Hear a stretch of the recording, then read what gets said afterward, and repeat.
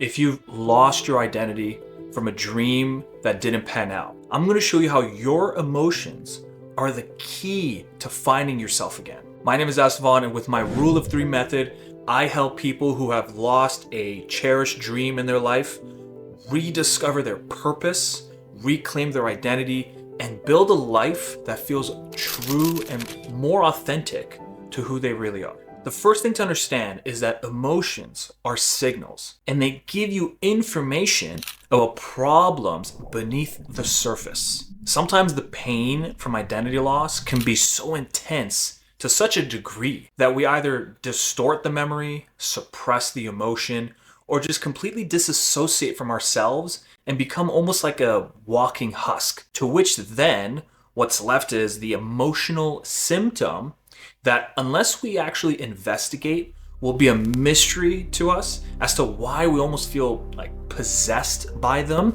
Examples being shame, anger, guilt, or sadness. The healing process first begins with changing our views of what emotions are and what their purpose is. Emotions are here to help, although sometimes their way of helping can be extremely distressing and, almost as if they're working against you. But nevertheless, they provide a trail of breadcrumbs to the root cause of our inner pains and conflicts. Not one emotion is superior to the other, but instead, all hold an essential role in survival and experiencing the world all around us. And so let me give you a way to approach emotions that has done fantastic work on me and the clients that I work with. Real quick before we continue, if this video is resonating with you, go ahead and click that button below. It'll send you over to my website. Sign up to my monthly newsletter where I send out free content on my Rule of Three method to deepen your understanding of this particular subject. We're going to do a thought experiment. I want you to think about your emotions as cabinet members to your mind's government. You are the leader, and you will be in charge for the foreseeable future. Now, the role of these cabinet members is to signal to you information.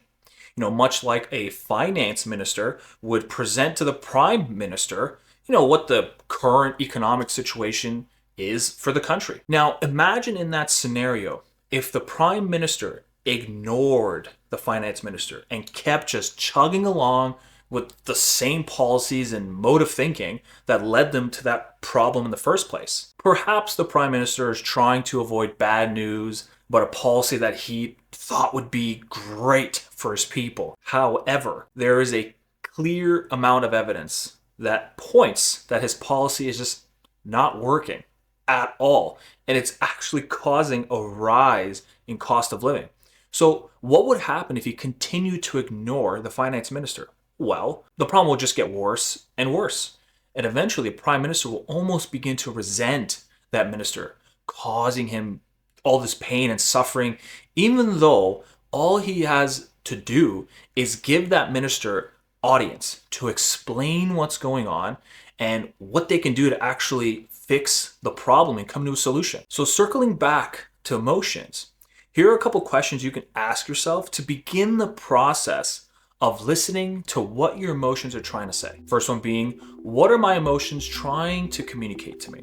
And number two, what will happen if I continue to ignore them? Number three, which emotion or emotions have I created a bad relationship dynamic with? And then finally, number four, what would be in my life if these emotions stopped taking possession over me and instead work together in addressing my inner pain? It's also really important that you approach this exercise with curiosity and adventure and not with judgment and criticism, because if you approach it that way, this stuff is very sensitive. It's just not going to work out. It's going to scurry off. So your objective as its leader is to listen to each emotion and give it the time and the respect of understanding what its message is, because it's always trying to deliver something to you. Now let's move to the next step.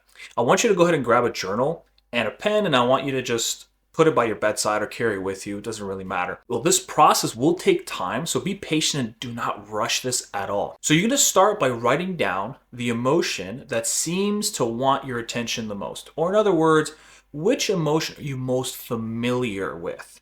Is it anger? It could be fear, disgust, just to name a few examples. But give this emotion a name. This way you can begin to separate from it, at least temporarily, and step into a place of observation rather than self-identifying with that said emotion. Describe its personality, its habits, and what it would wear if this character were real. Once you have an extremely vivid depiction of this emotion, it's time to take your spare time that you have throughout the day, throughout the week, to go ahead and get to know this being.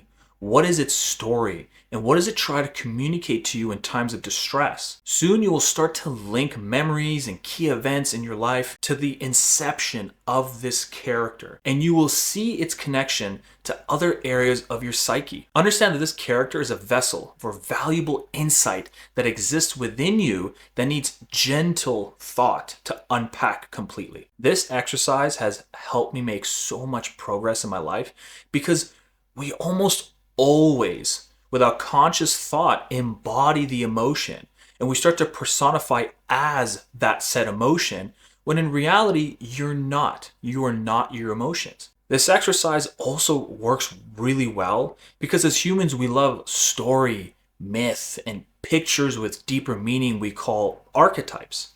So bringing the artistic realm into your personal development journey can create, I find, a more clear idea as to what could be happening below the surface and almost be able to pin it down long enough to observe it and also even understand it. I found for me that by being a little more artistic with personal development has also brought a deeper, richer appreciation for myself. Now, of course, with this, it might lead you down a path of old trauma that might have been packed away, or it's a particular memory that slipped into the unconscious that you once knew but you no longer remember. It's hard to do for sure, but it's incredibly harder to do alone. So that's why I'm calling on you to join my community if this resonated with you. Subscribe to the channel, sign up to my newsletter where I send out free information on my Rule of Three method. This method will help you rebuild purpose, heal, recover your identity from a lost dream that left you in this dark place.